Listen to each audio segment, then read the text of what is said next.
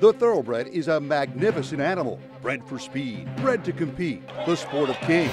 Wow, West Coast has it by 6. It's the all-new Let's Go Racing from Parx Casino and Racetrack. It's action-packed and fun for the entire family. 3 of them are right together with 1 furlong to go. Let's Go Racing is brought to you by the Pennsylvania Thoroughbred Horsemen's Association. It's fun to see them run.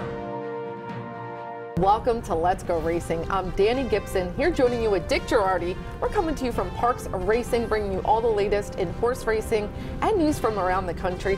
On today's show, a Hall of Famer trainer is retiring and racing at its richest with the $12 million Dubai World Cup. And all eyes were on the fairgrounds with their 2 big races, the Louisiana Derby and the Fairgrounds Oaks. But first, we have to get to the legend, Hall of Fame trainer Mark REID. He saddled his last horse as a trainer this week. He did. He's getting out of the game as a trainer, Danny, but he's not totally getting out of the game. He'll still be involved in various aspects. But look, I've known Mark since the mid-'80s, and I think you can make a pretty good case, as I did on Let'sGoRacingParx.com this week, in my story, that he has one of the most unique resumes in the history of the sport. He was the all-time leading trainer here at Parx until Scott Lake passed him. He's won over 1,800 races, and that's with a 15-year gap in training when he went out and was selling, buying some of the best horses known, including Medaglia d'Oro for Ed Gann. He was a stable manager when St. Liam was the Horse of the Year in 2005 for Bill Warren. He was John Service's boss at one time, and when the Chapmans, who were one of his clients, needed a trainer for a horse named Smarty Jones, he recommended his former assistant, John Service. I could go on. It's in the story, and we're doing a feature on Mark. So, yeah, nobody like him, and a very good friend. And here's more with our very own Bruce Casella. Parx Racing Hall of Fame trainer Mark REID credits his father for piquing his interest in the industry. After graduating from the University of Maryland with a degree in business administration, he began working for trainer Dick Dutrow in Maryland. REID purchased his first horse by borrowing $4,000 from the bank. From that $4,000, he grew his stable to 120 horses. His best was 4-time graded stakes sprinter Mr. Nickerson. In 1991, REID was ranked 4th in the nation in number of wins, and by then won 5 training titles at Philadelphia Park. He also mentored another Parx Hall of Famer, brother and trainer Butch REID. REID retired from the spotlight in 1993 to spend more time with his family. Years later, he emerged as a buyer, seller, and manager of horses, including the great Medaglia d'Oro, Midas-sized, and Kentucky Oaks winner Plum Pretty. He also managed 2005 champion Older Male and Horse of the Year St. Liam.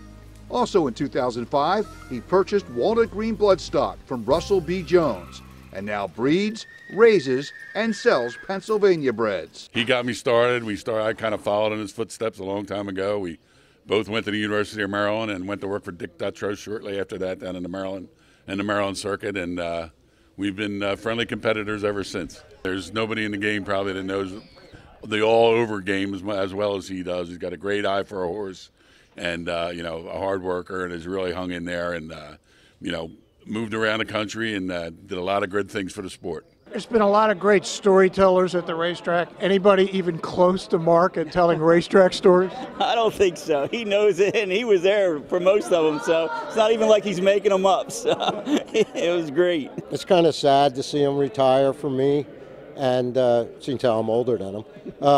But he was always a gentleman, and he'll always have, if you needed something, he'll always give you a hand. He's a great guy. Mark, what are you going to do with yourself now?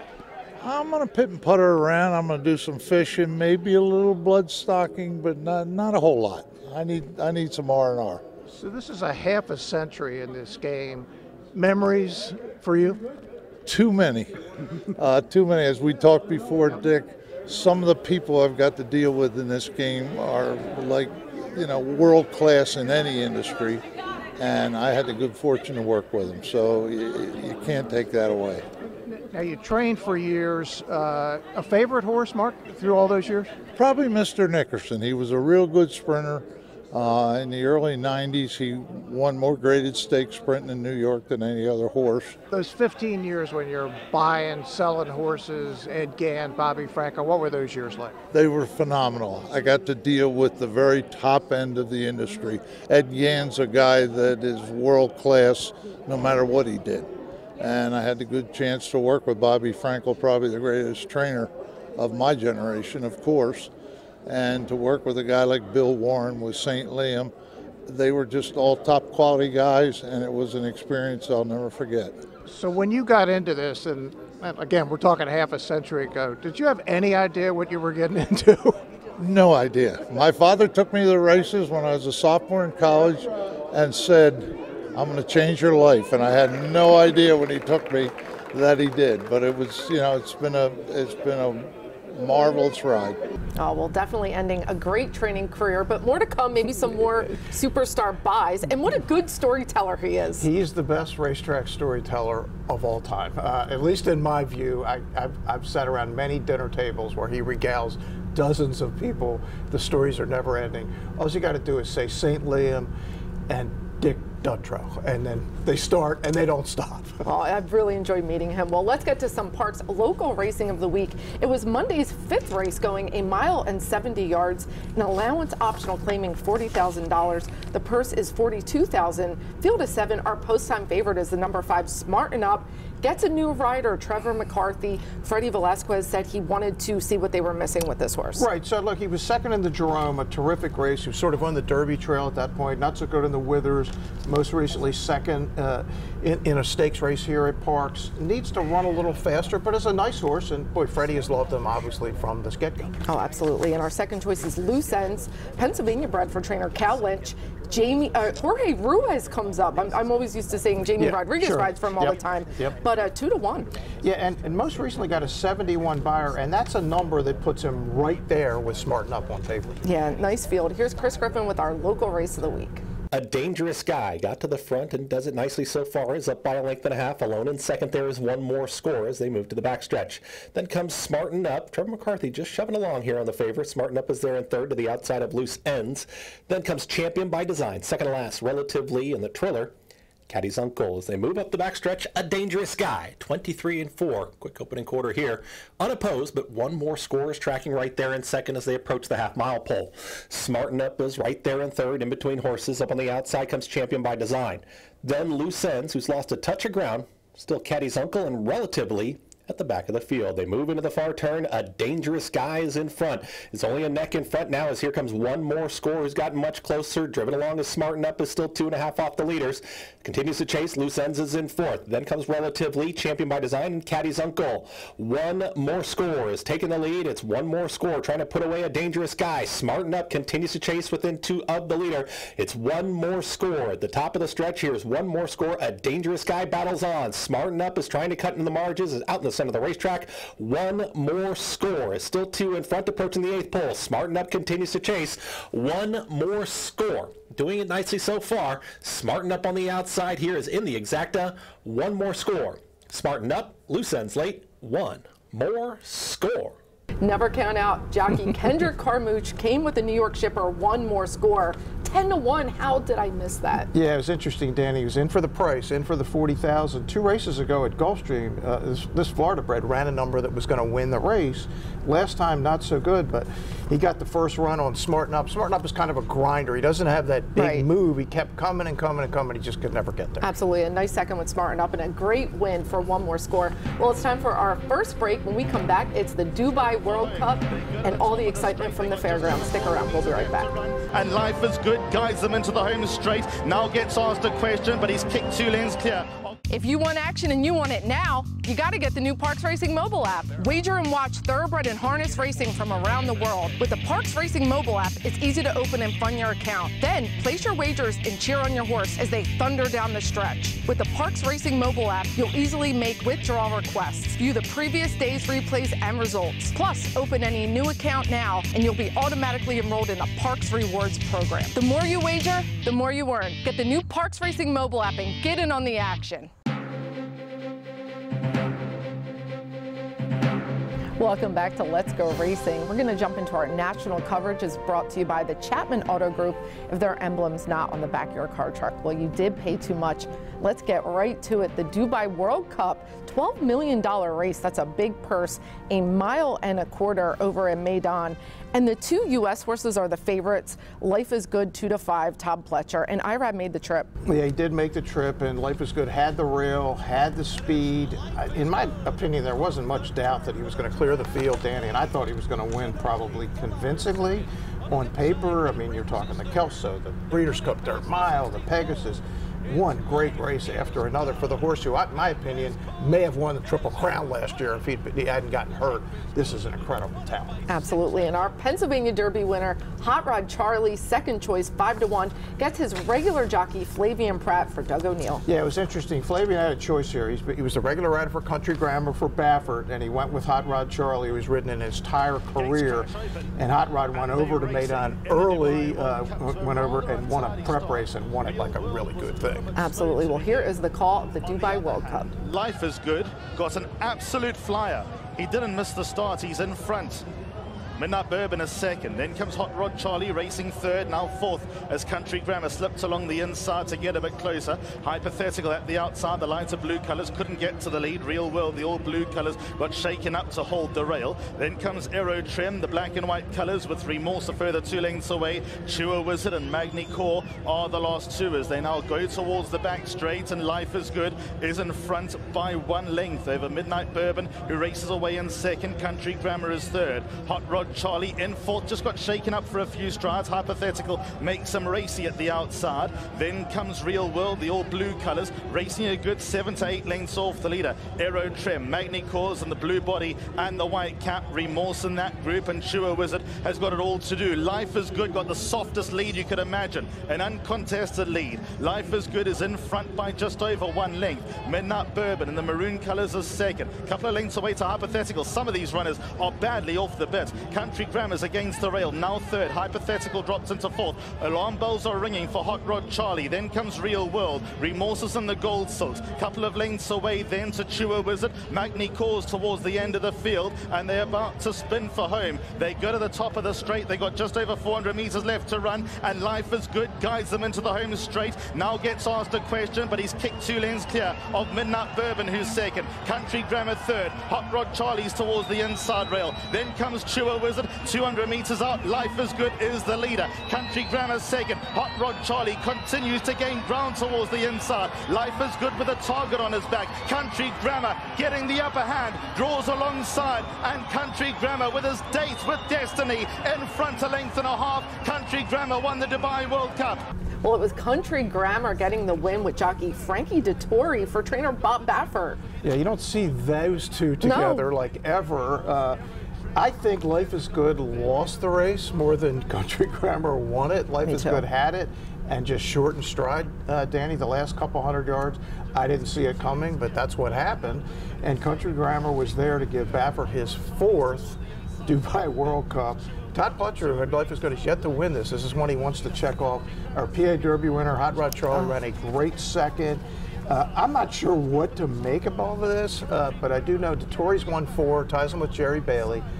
Baffert with 4, and it was kind of the beginning of, I don't know if I want to call it the revenge tour for Baffert, but of course this was the week, and we'll talk about this more in a minute, where Baffert started to give up some of his Derby horses to other trainers because he knows that he's not going to make it with his horses.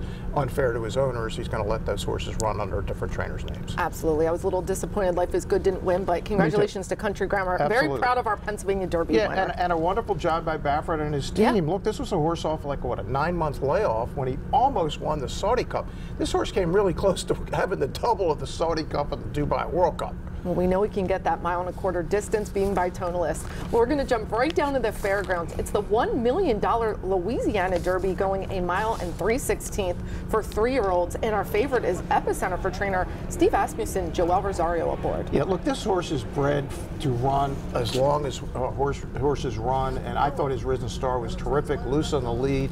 The question with Epicenter, Danny, is what would happen if he doesn't make the lead? How will he run? Because he's been great down in New Orleans with the lead. Lots of questions here for these 3-year-olds. Our second choice is Zozos by my favorite Munnings Brad Cox Florentru, a team we see often. Yeah, we talked about Zozos last week. Only 3rd lifetime start, first stake race. Came off a gigantic race at Oaklawn, and Brad Cox is one of the smartest guys in the business. He knows when these horses are stakes material, even if they've never been in a stakes race. He certainly does. And John Dooley with the call of the Louisiana Derby. So Zozos leads Pioneer Medina by 3/4 length. They have 6 furlongs to run.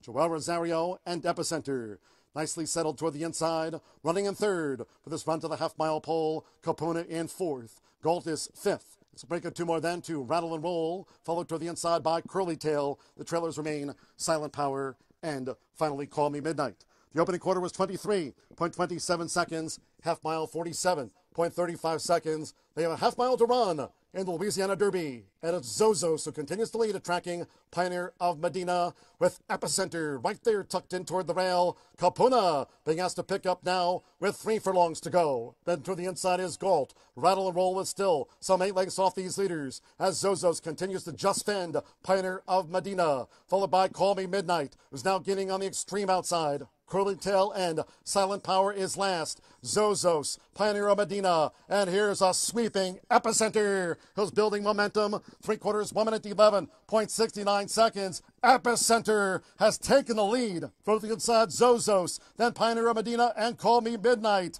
Coming past the 16th, it's Epicenter, who's kicked away now from Zozos. Pioneer Medina will be 3rd best. Epicenter wins the Louisiana Derby. And Epicenter showing he can do a new dimension sitting off the pace with jockey Joel Rosario. So impressed in every way, Danny. I mean, yes, he got a perfect trip, but we didn't know how he would run sitting behind horses. Sat 3rd, came out, rolled by.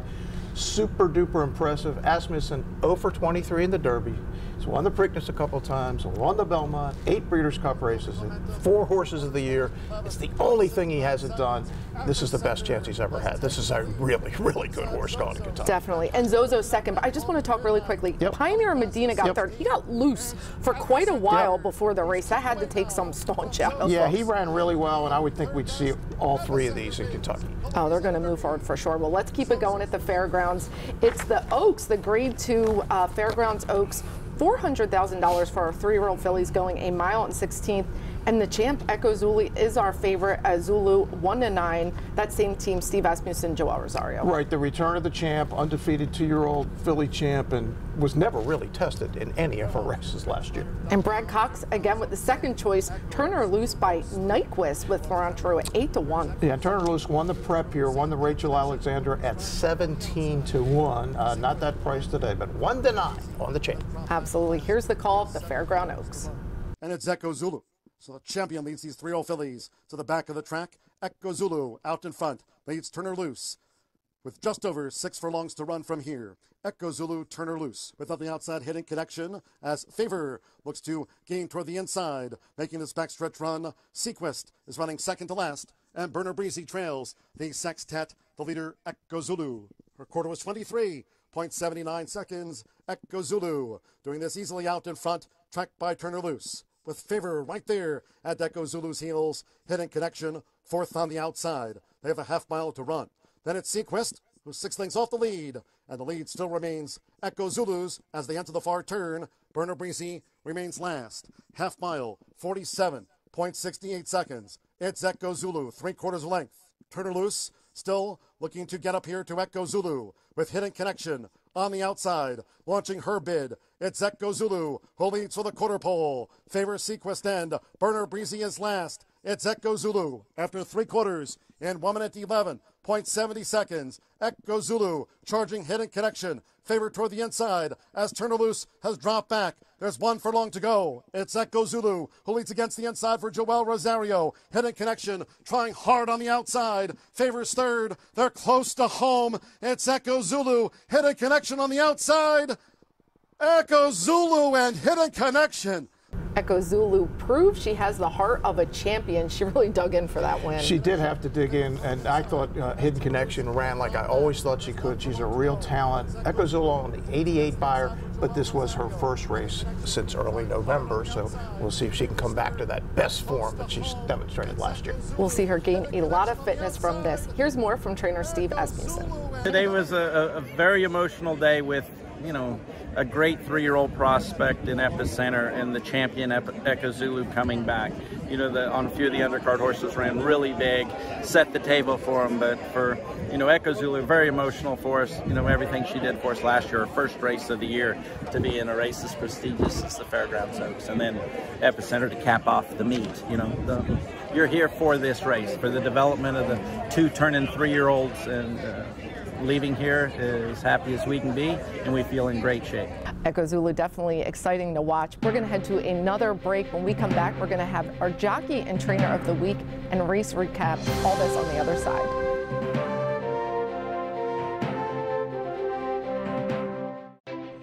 Turning for Home is a nonprofit that has provided nearly 2,800 former racehorses with a safe retirement. The program was created through the foresight of the Pennsylvania Thoroughbred Horsemen's Association. We all love animals, and to give back to something that helps us so much, it's a great thing. Responding to the need for a better system that addressed the uncertain future for the retiring equine population at Parx Racing, the PTHA rallied horsemen to support the program. These horses can do anything from hunter jumpers to western to therapeutic riding. Turning for Home became the first on-track retirement program at a year-round racetrack.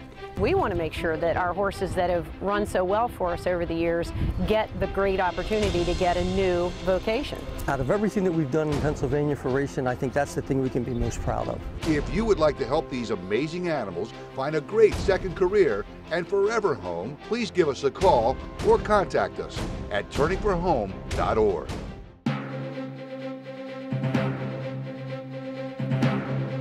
Welcome back to Let's Go Racing. Our jockey and trainer of the week is brought to you by Turning for Home, our racehorse retirement program here at Parx Racing. And our jockey of the week is our good friend, Jose Gomez, who we did the story on this week. And he is a name we'll be hearing a lot. He had an incredible weekend in New York. Yeah, no, it was cool. It was providential that we did the story then. He had that great week. And Dan, as we were talking about, I mean, talk about 2 great agencies, Bob Martell here at Parx, and the legend himself, Angel Cordero, up in New York to help him get rolling, and he is rolling. You can see he has both the mental and physical aspects of the job, and a name we will be hearing a lot. No doubt. And a trainer of the week is Scott Lake. He was on a cold streak, but no more, 0 for 27. He said it was the worst losing streak he's had since the late 80s. All is right in the universe. He had 2 wins on Monday. Yeah, I mean, that was not going to continue. Scott's too good. He's been too good for too long. No way he's staying on a losing streak.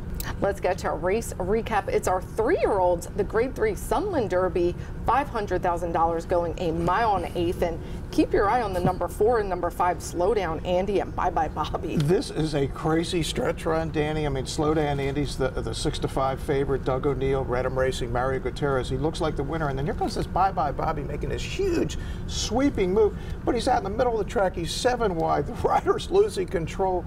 He looks like he's going to win. Then he's coming back. And in the end, Slow Down Andy wins. Maybe Bye Bye Bobby lost as much as Slow Down Andy won. And how about this story? I singled Slow Down Andy in the pick 6, Breeders' Cup Friday, and he loses a Calbred stake. Since then, he's won 2 open stakes races.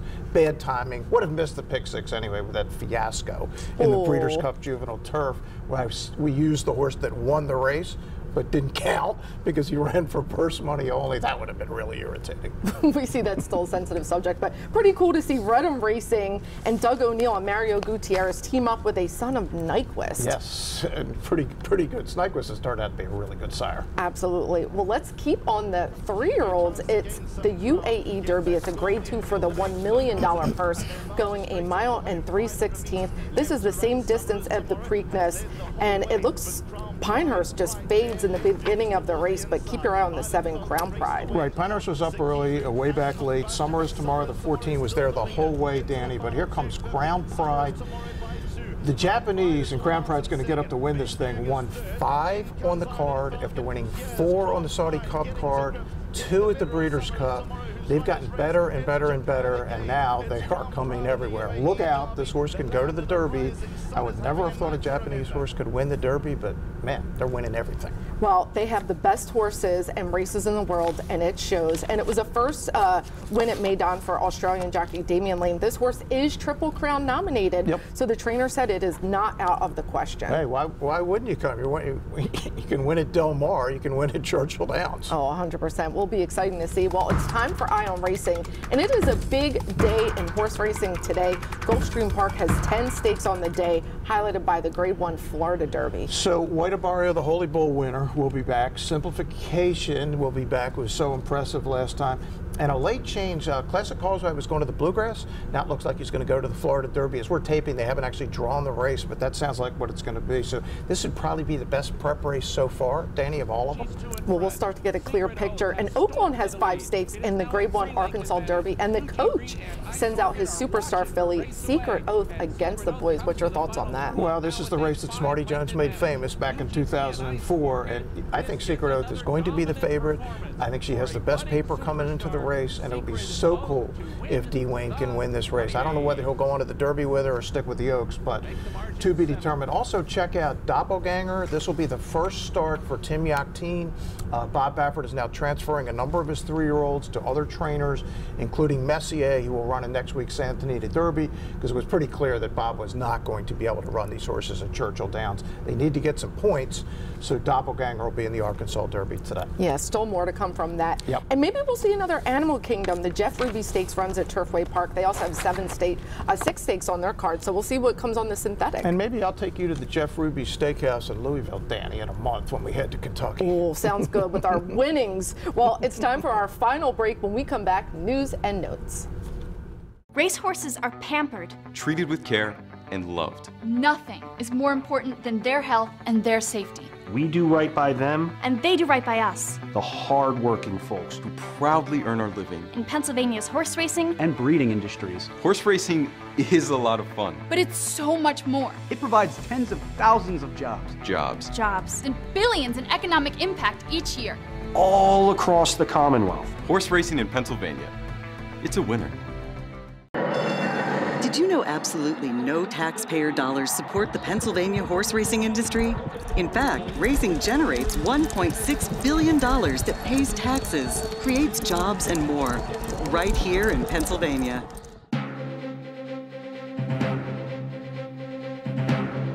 Welcome back to Let's Go Racing. Our news and notes is brought to you by the Granny Fund, which provides continuing education for our backstretch community.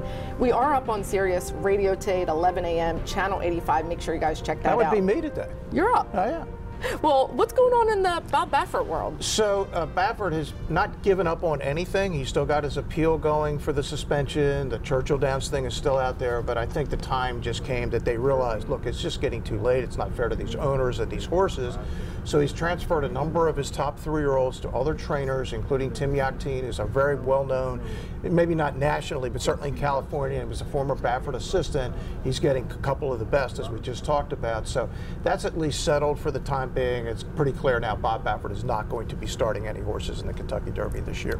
Well, maybe Tim Yakteen will have his first Derby winner. Yeah, that would be some story, right? If one of the former Baffert horses wins the Derby. And look, Messier especially is a real talent. We'll see him next Saturday. Oh, well, it should be interesting as this all unfolds, and our 3-year-old will get a much clearer picture as the races go today. But make sure you come check us out. We race Monday, Tuesday, and Wednesday at 12:55.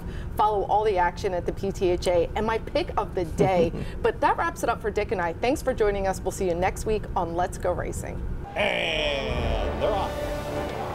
Speaker's Corner has early speed. Hot Rod Charlie, Midnight Bourbon, American Revolution. American Revolution, a 16th to go. Hot Rod Charlie is opening up. Hot Rod Charlie will win the Pennsylvania Derby.